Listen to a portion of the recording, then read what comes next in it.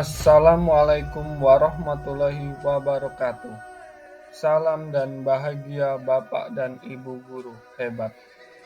Saya, Endro Kusnadi dari SMA Negeri 5 Palembang, calon guru penggerak Angkatan 10 Kota Palembang. Di sini saya akan menjelaskan tentang koneksi antar materi modul 2.1 pembelajaran berdiferensiasi. Yang saya hormati Bapak Bahri, MPD MM selaku fasilitator, dan Ibu Francisca SPD GR selaku pengajar praktik. Baiklah, di sini saya akan menjelaskan apa itu pembelajaran berdiferensiasi. Pembelajaran berdiferensiasi yaitu usaha guru dalam menyesuaikan proses pembelajaran di kelas untuk memenuhi kebutuhan belajar murid.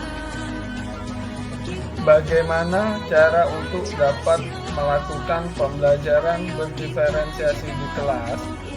Yang pertama, guru harus memahami tujuan pembelajaran. Yang kedua, guru harus mengetahui dan merespon kebutuhan belajar murid. Yang ketiga, guru harus menciptakan lingkungan belajar yang mengundang murid untuk belajar. Yang keempat, guru harus melakukan manajemen kelas yang efektif. Dan yang kelima, guru harus melakukan penilaian berkelanjutan.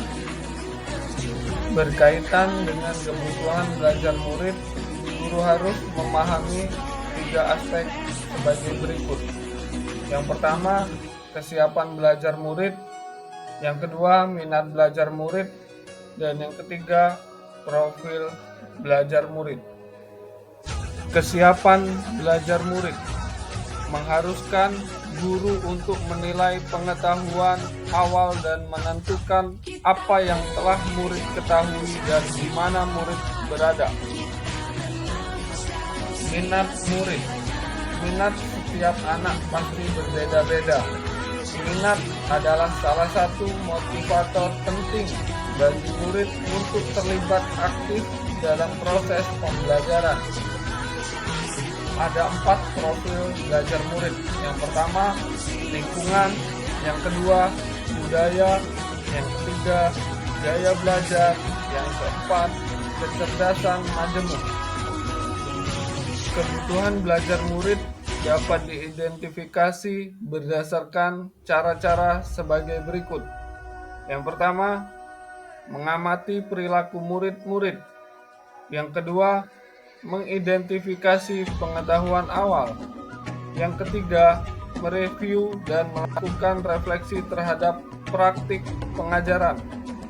Yang keempat, berbicara dengan guru murid sebelumnya.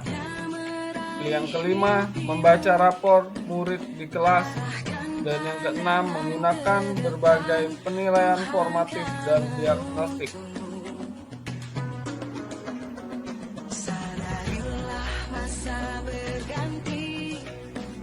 Ada 3 strategi untuk mendiferensiasi pembelajaran.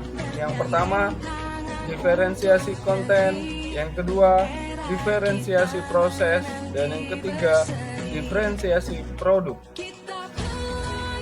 Diferensiasi konten berkaitan dengan apa yang kita ajarkan, seperti materi, konsep, atau keterampilan yang perlu dipelajari berdasarkan kurikulum.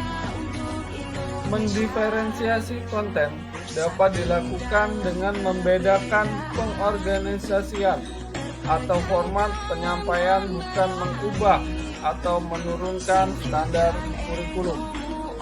Diferensiasi proses, kegiatan yang memungkinkan murid berlatih dan memahami atau memaknai konten dengan cara membedakan proses yang harus dijalani oleh murid.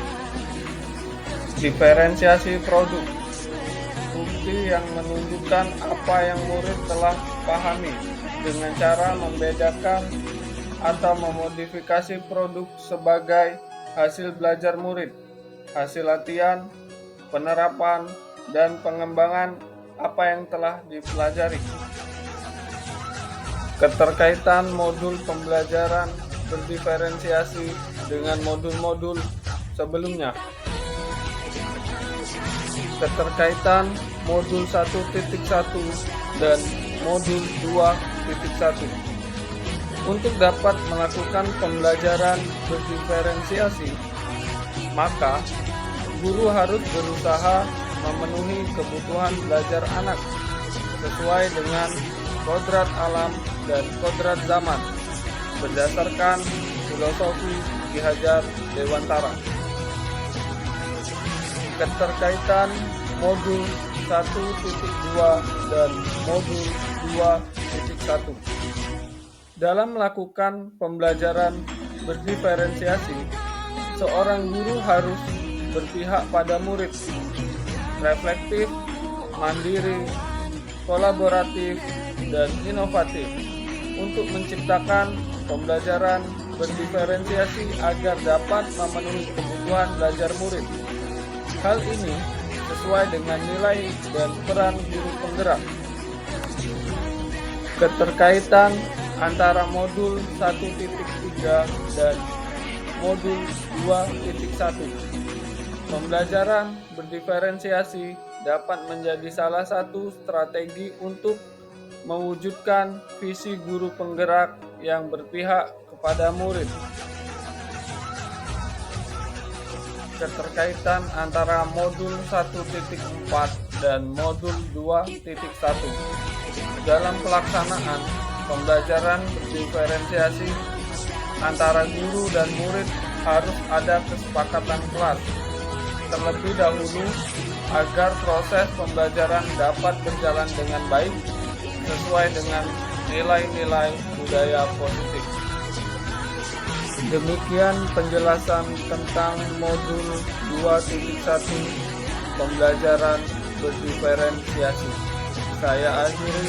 Wassalamualaikum warahmatullahi wabarakatuh. Salam dan bahagia.